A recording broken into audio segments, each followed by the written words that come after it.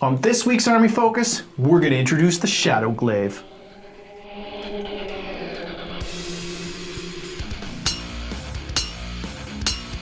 Anvil of War! Army Focus!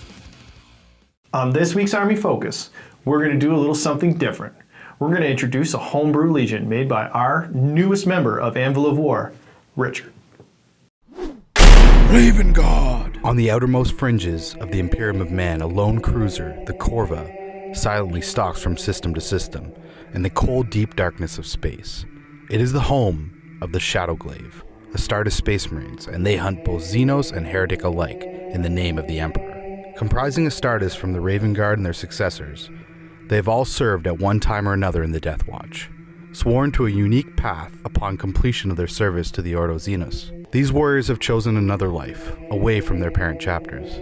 They fight for those too far from main Imperial forces and protect colonies from the ever-growing Xenos and heretical threats. They are restless. They are warriors of the shadows. They are the Glaive. The Shadow Glaive, they are a mix of Raven Guard and Deathwatch chapters. The whole thing behind it, it was an evolutionary process in building this army. Started as a Raven Guard, then I got the Deathwatch Codex, and I really liked the abilities these guys had. So then I started transitioning my army over and making it a little bit of my own custom design. My two characters over here are the chapter founders of the Shadow Glaive, who were part of the Deathwatch originally, went off, fought in the Deathwatch, and when they came back, they couldn't find themselves returning to their home chapter. So upon that, they approached their Watchmaster and asked them if they saw the need for a outer rim patrol force, and that's kind of where these guys came out of. They're also all members from successor chapters from Raven Guard that have served in the Deathwatch. It was just something I wanted to do. I'd played previous Marines, specifically Blood Angels when I was a kid, but when I got back into it, I just wanted to try something different. I love the Raven Guard lore, and then I fell in love with the Deathwatch lore. So other than that, that's it. Like I said, it was just an evolutionary process the whole way through. Nice. So other than Raven Guard and Deathwatch paint schemes and inspiration, what were other artistic inspirations that inspired you to create the Shadow Glaive? The main thing was when I was a kid, I had the person that instilled the Warhammer spirit in me, so to speak, had a standing Star Wars Space Marine army. He painted all his army like stormtroopers. He had a Vader converted model, and then his Devastator squad. I always remember, it's always in the back of my head when I was painting these. They were this really uber-looking gray color scheme, and that's where this kind of evolved from, where it came out of. So why don't you tell me about some of the units you have in your collection? So far you can see I've got the Corvus Black Star, I've got my two commanders, then I have my veterans sitting in front of me. I found the veterans were kind of a really cool mix in the Deathwatch Codex, seeing as how they can use special ammunition. You can choose what type of ammunition you get to fire per round, so I can have a minus AP2 weapon over a minus 1 AP, or as far as standard Marines go, it's 0 AP. So basically, I can turn these guys into a minus 3 AP killing machine. My other guys, the standard intercessors, nothing special about them. They're just standard intercessors. I like to use them to get around the table and get the objectives, but combined with the ability of using the special issue ammunition, it really makes them an effective force on the table, I'd have to say. I've been able to stomp a couple of people with it. You've definitely nicked my Necrons in the butt once or twice. Other than that, I have your standard Inceptors. I like to drop them in halfway through a game or after the second turn just to get in behind and try to wipe out the Warlord. The other units I have are Hellblasters. Come on, you can't have an army without Hellblasters. I haven't played too much with them yet. I still have to get some of the other guys on the table. I know Deathwatch doesn't use scouts, so I haven't had a chance to use the scouts yet.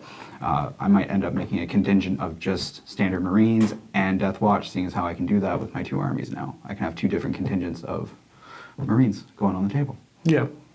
Okay, so why don't you go into the details of some of the vehicles you like to use?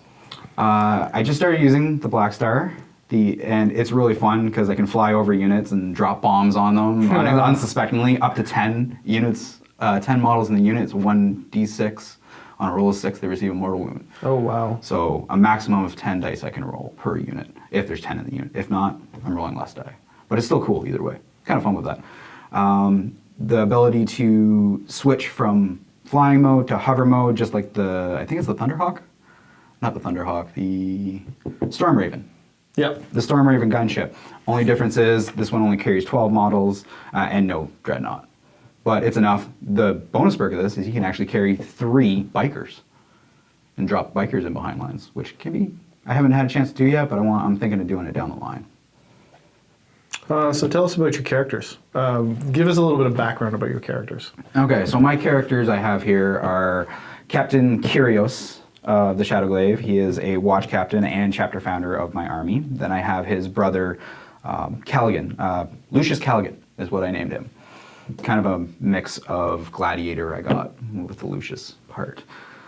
They're brothers. They met each other during their time on the Deathwatch, in the service of the Deathwatch, and just ended up becoming brothers. And he actually saved him from a mortal wound on the battlefield.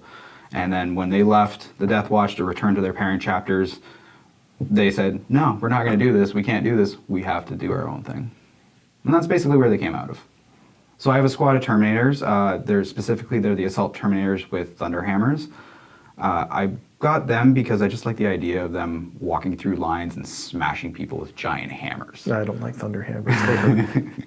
So the Thunderhammer Termies, I like to fly them around in this thing, the party bus I like to call it, with them in it. So it's Hammer Time Termies, as they like to go. I have Hammer Time playing in the back of my head when I fly them around.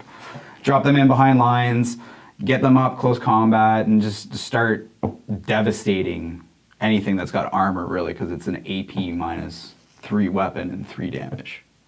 I also have a squad of Reivers. I like to drop in behind lines. They all have combat knives and the heavy bolt pistols, and combined with the special HE ammunition with them, they become a -2 AP heavy bolt pistol, and you can fire them in combat. As far as other units I have a Redemptor Dreadnought. Ended up painting him up like the original part of my army when I first started painting. I just like the way he looked. The model, the sculpt on it is absolutely amazing. It's much larger than all the other Dreadnoughts out there, and it's got a really imposing presence that I like about him. I like to run him up the flanks to try and get in, supporting my intercessors and whatever guys I got moving forward to support them. What are potential future additions that you're going to be bringing onto the table?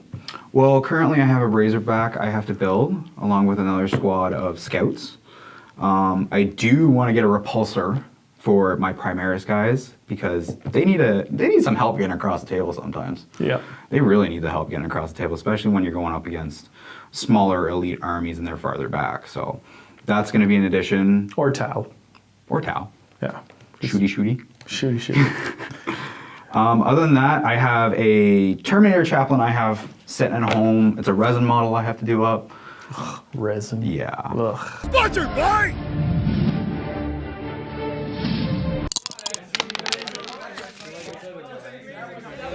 Thanks for watching Anvil of War, guys. If you like these videos, like, share, and subscribe. Also check us out on Instagram. And if you like any more of my minis, go ahead and check me out on Instagram, @RicksMinis. Get back here, you! Just want to touch it. Just gonna pet it.